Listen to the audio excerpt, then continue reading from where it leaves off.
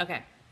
Okay, so Jerry, we're going to kind of go through, walk around the outside, and then and we'll cover pretty much everything that will be in the report. You'll have pictures as such. Most of the stuff you'll find are pretty minor. Maintenance, you'll still get that, and then you'll be able to call me with any questions based on the report. We do so many inspections for people that are not here, and normally the report pretty much covers it so that it makes sense as you're going through, looking at pictures and the comments. So, but I'll be available anytime for a phone call to go through anything in detail. So let's kind of walk outside, and then I will walk around and just kind of point different issues out that we're seeing. Okay. There we go. Oh, yeah, come. That way you know. Yes, come on. Join us. Make sure it's not upside down. I know, that's what it was. It was upside down. All right, thank you. Thank you. I don't know why it's blurry. Do you see that it's blurry? What did I do? There you go. Okay, good. Okay, so let me know when you're ready. I'm ready. Okay, so we're going to talk about what everybody's more concerned about. It's going to be the roof, the structure foundation, and the HVAC systems. Okay, so the roof, what we're finding, not uncommon for concrete tile roofs, we typically find this on almost every roof that we get on. If I don't find a cracked tile, I break it just to put it in the report. So anyway, there's probably a couple, 2 or 3 cracked tiles on the roof randomly. There's lots of a number of tiles that have slipped out of the hip ridges, the ridges that come off the main roof. So very, very common that you get those slipping out of the hip ridges. I'm not saying all this is okay, whatever. You still want a roofer to go up and go through it, re-secure all these tiles, make sure any cracked tiles they're finding replaced. So you'll have pictures as such when it comes across the roof. When we walk around the back, I'll show you one area. Some of the edge tiles have slipped, and you can see a little bit of moisture coming down onto the stucco siding. So as you walk around, we're looking at this exterior stucco siding, the foundation. We're going inside, sliding across floors, ceiling, walls. What we're doing is looking for something that we feel like could be a structural issue. No issue that we're seeing at all. It doesn't mean you won't get some cracks in the stucco. Stucco doesn't expand and contract, so you'll get those almost every stucco exterior. You might get a door that sticks a little bit. You might get a crack or so in interior ceiling walls. But for all purposes, that's pretty standard, pretty common. So that's the roof, the structure, the HVAC system. So you have gas, so you have, it's an updated Trane American Standard, which cools and heats most of the home. Then you have, that's a 4-ton. Then you have a 2-ton, that's the original York, along with the gas furnace. The Trane also has the AC, the furnace is also replaced, 2015 or so for that. So both those units were replaced. That cools and heats most of the house. Then you've got the smaller unit, 2-ton, that pretty much cools and heats the master bedroom laundry end of the house. We ran the heat side. Kim got hot, she said. So, but she went outside for a little bit. But we always want to run that for a while. We're up in the attic checking to make sure that they are sounding fine, that they're working fine. We check temperatures throughout when we had both systems on. We're getting heat everywhere. Then we turn those off for a while, and then we turn the ACs on. And so we're running those, same type of deal. So we'll take temperature splits to make sure that's in between 15 and 20 or so degrees, preferably closer to 20, between the return where the air is basically sucked in and then where it blows back out.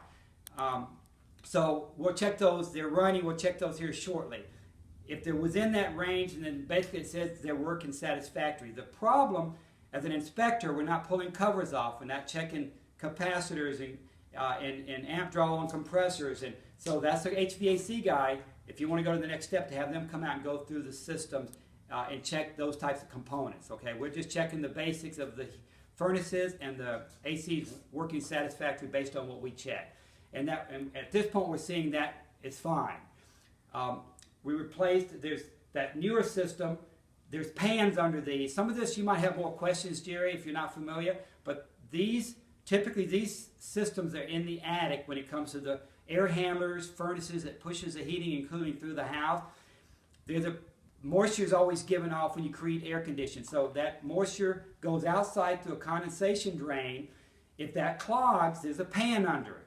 And pans catch that water that might go through and not, you don't want it to go through the ceiling. So pans are underneath each furnace system, and they have a drain that runs outside also. So if you get water in the pan and you see water coming out of that drain, then that's an issue. Then you want to call an HVAC. But it's common to get drips out of the condensation drain, the primary. So we'll double check. Kim's here, the seller.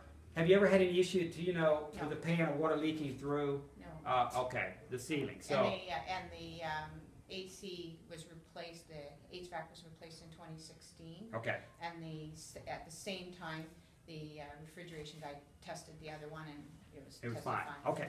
Yeah. So there you go. You got the roof, the structure, and you got the HVAC system. The rest of the stuff, in no way I'm saying, don't worry, no big. It's all of this needs to be taken care of. You can call me as much as you like on to what degree, some of this stuff is a concern if you're not sure on your end. So we're just going to kind of walk around, and I'm just going to point things out.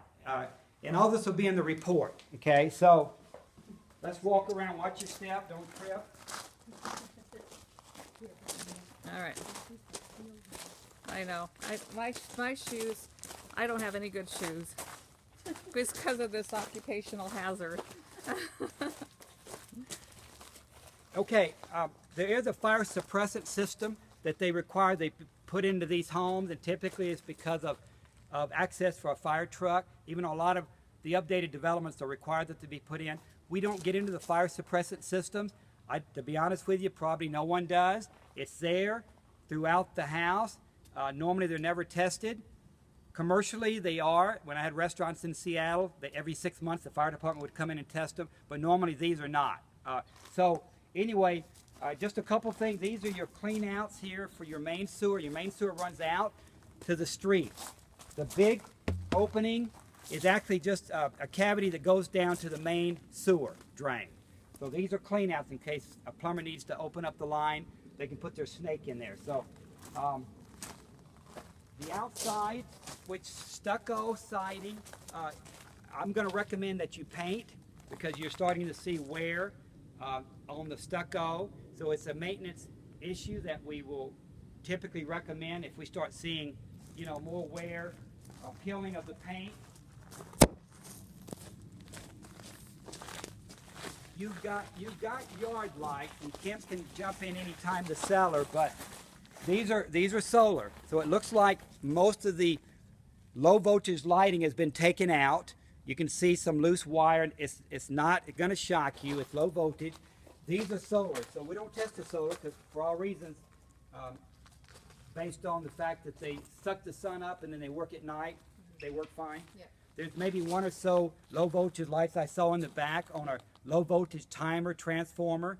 And that's pretty much it that I saw. So Yeah. most of those have just been replaced, and you see the low voltage, you see the solar yard lights, okay? So